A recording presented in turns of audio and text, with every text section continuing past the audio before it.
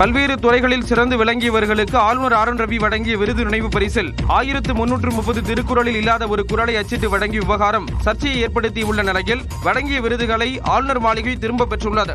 எண்ணி துணிக என்ற பெயரில் ஆளுநர் ஆர் என் ரவி பல்வேறு துறைகளில் சிறந்து விளங்குவோருக்கு விருதுகளை வழங்கி பாராட்டி வருகிறார். அந்த வகையில் தமிழகத்தின் சிறந்த மருத்துவர்கள் 44 பேருக்கு நினைவு பரிசு வழங்கி கௌரவித்தார். அந்த நினைவு பரிசில் செருக்கறிந்து சீர்மை மயக்கும் மறுபடு மண்ணுச்சொல் வேல் வயப்பட்டு என எழுதப்பட்டு அதன் கீழ் 944வது திருக்குறள் என குறிப்பிடப்பட்டிருந்தது. கேள்விப்படாத திருக்குறளாக இருக்கிறதே என்ற சந்தேகத்தில் விருது பெற்ற மருத்துவர்கள் 944வது குறளை புத்தகத்தில் தேடிய போது அந்த எண்ணில் வேறு ஒரு திருக்குறள் இருந்துள்ளது.